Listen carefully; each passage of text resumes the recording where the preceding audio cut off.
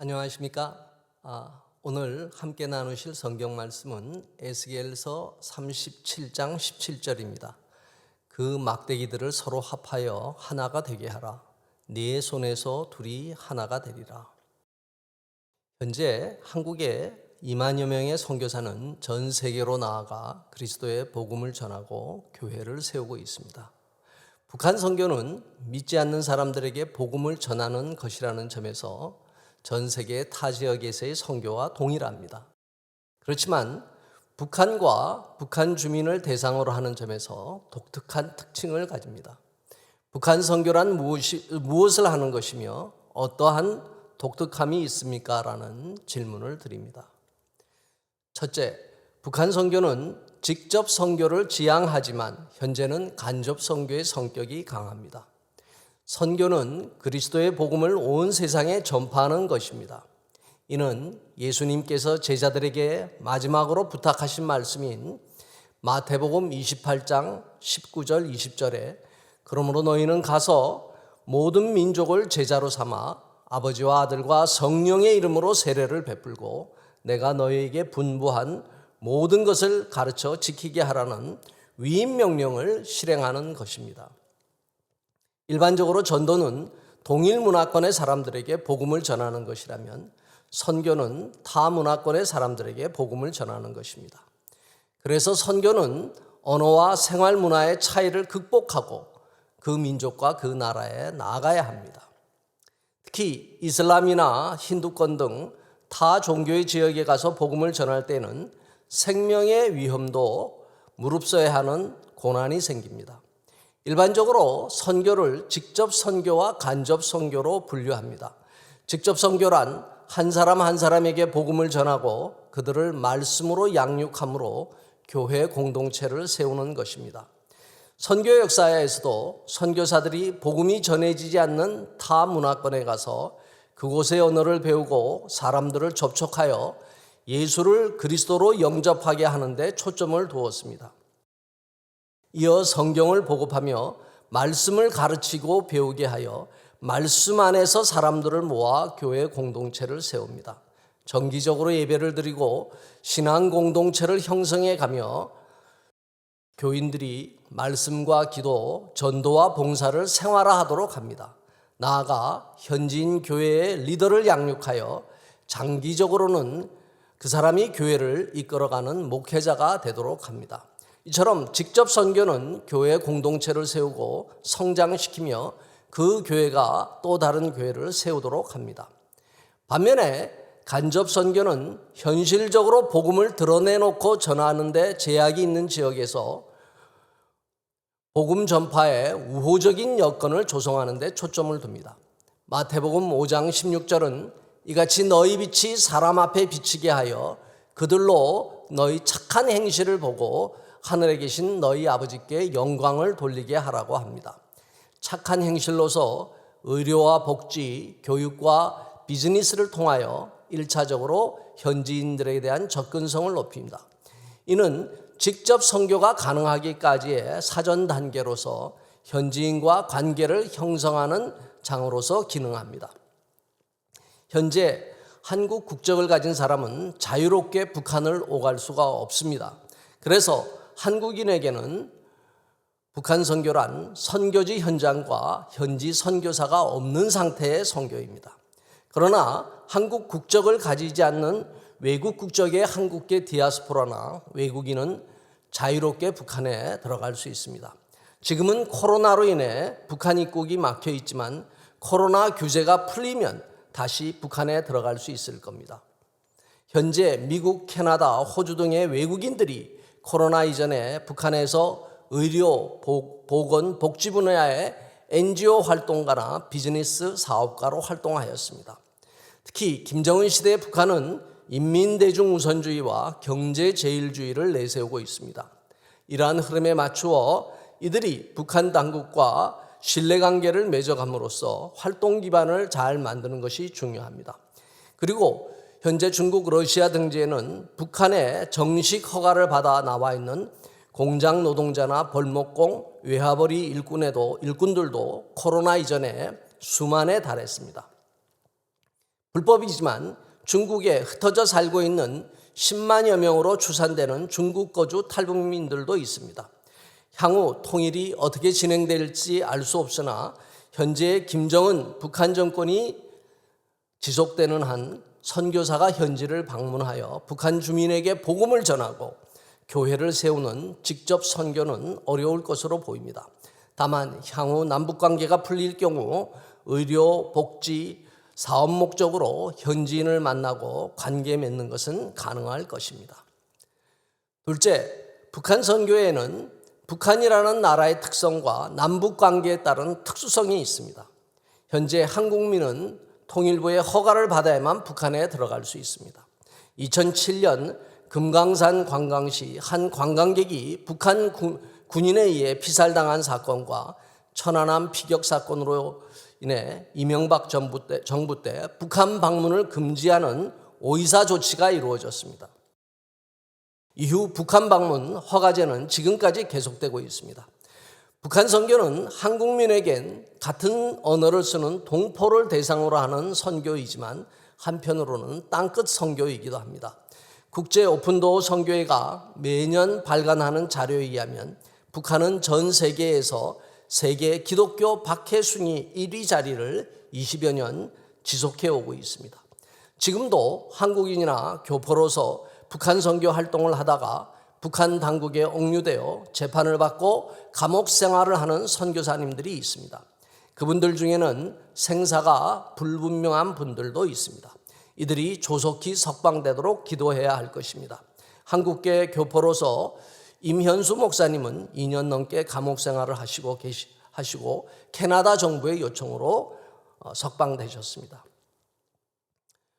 북한 선교에는 정치적인 문제도 따라옵니다. 북한을 바라보는 시각의 차이에서 빚어지는 이념과 정치적 성향으로 인해 보수와 진보, 좌우 갈등 문제가 지속되고 있습니다. 이로 인해 특정한 선교적 방향이나 정책에 지지와 거부가 생기는 현실입니다. 인터넷 댓글에는 격한 감정적인 반응들도 따라옵니다. 접경 지역에서 북한의 풍선 날리기는 현재 금지되어 있습니다. 그럼에도 불구하고 일부 탈북민 단체는 이를 하려고 합니다. 이외에도 최근 문재인 대통령이 유엔에서 밝힌 종전선언 관련 사안도 찬반 논란이 있습니다.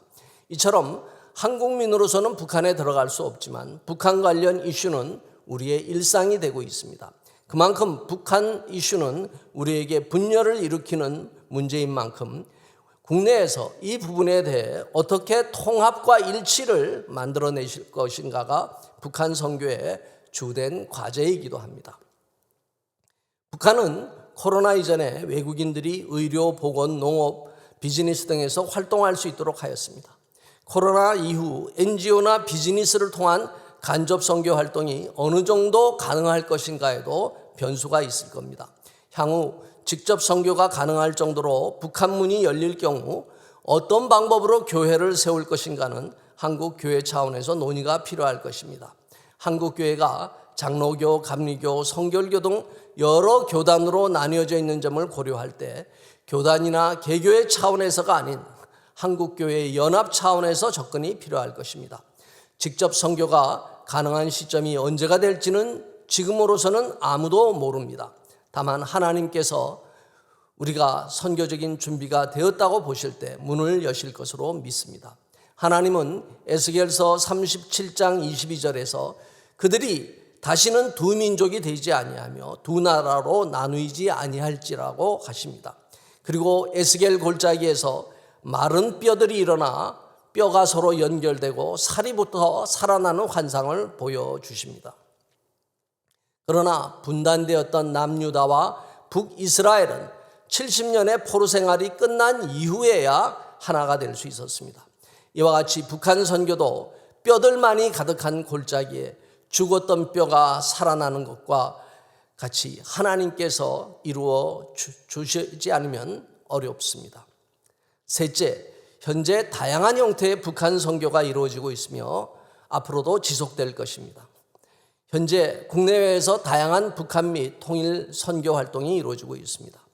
200여 개의 북한 선교 단체와 북한 선교 사역을 하는 교회와 신학교들이 있습니다.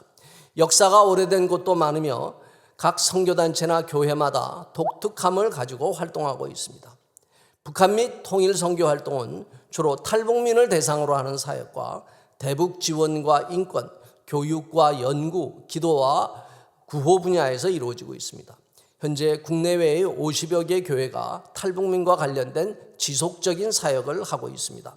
북한 및 통일 관련 교육과 연구를 하는 대학도 숭실대, 아시아연합신학대학, 총신대, 장신대, 감신대 등에서 이루어지고 있으며 신학생들을 교육하여 석박사를 배출하고 있습니다. 대북지원은 월드비전, 국제푸른나무, 기아대책본부, 한민족 서로 돕기 운동 등 구호단체를 중심으로 이루어지고 있습니다. 인권 분야는 북한 정의연대를 중심으로 대북 인권 개선을 위해 다양한 활동을 하고 있습니다. 기도사역으로 주빌리 통일구국 기도회는 2004년부터 정기적으로 국내외 33군데 지역에서 연합적인 기도를 하고 있습니다. 복음적 평화통일은 우리가 기도할 때 주시는 하나님의 선물이라는 표어로 현재 71개 선교단체가 함께 참여하고 있습니다. 통일선교 아카데미, 오픈도어 선교회, 북한사역 목회자협의회, 통일소망선교회, 예수전도단이 주관하는 북한선교학교도 꾸준히 열리고 있으며 북한과 통일 관련 전문 교육을 해오고 있습니다. 기독교계의 전문 연구기관으로 한반도 평화연구원은 정치, 외교, 법, 국방, 안보, 경제, 사회 분야의 전문 교수들이 연구 및 교육을 하고 있습니다. 해외에서는 중국과 러시아 등지에서 선교사들이 활동하고 있습니다. 특별히 최근 외국인으로서 북한 선교에 관심을 가진 분들이 국내에 들어와 학위 및 언어 문화 교육을 받는 분들도 있습니다. 미국, 캐나다, 중국, 일본, 러시아, 호주, 독일, 영국 등의 한국계 디아스포라와 북한을 품은 외국 크리스찬들이 북한에 들어갈 준비를 하고 있습니다. 이외에도 현재 디아스포라들이나 외국인으로서 북한 내지에 들어가서 활동하는 분들도 계십니다. 특히 같은 공산권 국가인 중국과 러시아, 몽골 교회가 앞으로 해야 할 역할이 크리라고 봅니다. 이외에도 북한 선교는 북한 내지로 들어가지 않아도 한국과 세계 각국에서 할 수 있는 사역이기도 합니다. 인터넷과 SNS 등 다양한 매체를 통해 선교적인 접근이 가능합니다. 제가 하는 이 유튜브 설교만 하더라도 전 세계에 계신 분들이 들을 수 있습니다. 교육 활동이 온라인, 오프라인으로 전 세계적으로도 진행되고 있습니다. 미국 워싱턴의 한인 지역교회가 중심이 된 워싱턴 북한선교회는 줌을 통해서 미주 전역과 국내를 연결하는 북한선교 아카데미를 운영하고 있습니다. 페이스북은 전 세계인들이 들어오는 SNS 매체입니다. 페이스북 외에도 인스타그램, 블로그 등 여러 온라인 매체를 통해서 북한 선교를 꿈꾸는 이들의 커뮤니티도 세울 수 있습니다. 현재 국내외 크리스찬 중에서 선교적인 삶을 사시겠다는 분들이 많습니다. 남은 여생을 선교를 위해 헌신하겠다는 은퇴하신 실버 선교사분들도 계십니다. 이들이 선교지를 어디로 할 것인가는 선교사들이 직접 하나님께 묻고 들어야 할 것입니다. 북한 선교는 아무나 할 수 있는 영역은 아니라 봅니다. 북한에 대한 마음을 하나님께서 직접 주셔야만 가능할 것입니다. 극단적인 기독교 박해 국가인 만큼 그만큼 개인적인 각오도 필요할 것입니다. 북한은 선교를 꿈꾸는 분들에게는 매우 도전적인 국가입니다. 북한 선교는 열방 선교의 한 부분이기도 하지만 북한 선교는 모든 선교사가 관심을 가져야 할 영역이기도 합니다. 왜냐하면 북한은 동북아에서 유라시아 대륙으로 가는 길목에 놓여 있는 국가이기 때문입니다. 중국과 러시아, 중동과 인도, 유럽과 동남아로 가는 대륙길이 뚫린다면 열방으로 나아가는 선교의 큰 문이 열릴 수 있습니다. 지금은 비행기와 백기를 통해 이 나라들로 가지만 북한이 열리면 그야말로 자동차나 기차를 타고 땅을 밟으며 예루살렘으로까지 나아갈 수 있습니다.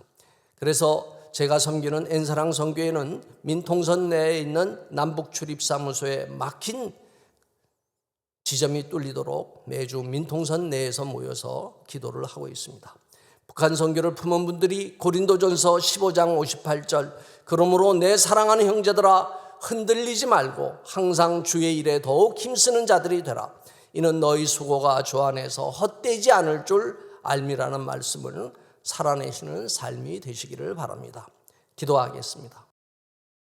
하나님, 땅끝과도 같은 곳 기독교 박해국가 1위인 저 북한 땅을 마음에 품고 기도하며 섬기는 분들이 계십니다. 그들을 지켜주시고 해야 할 일 하나하나를 말씀해 주시고 저들이 잘 순종할 수 있도록 인도해 주옵소서. 언젠가 북한 땅이 열려 자유롭게 복음을 전할 날이 속히 오기를 원합니다. 서로 한마음이 되어서 연합하여 북한의 지하교회 형제 자매들과 함께 열방을 향해 나아가며 주님 오실 길을 예비하는 게 하여 주옵소서. 예수님 이름으로 기도하옵나이다. 아멘.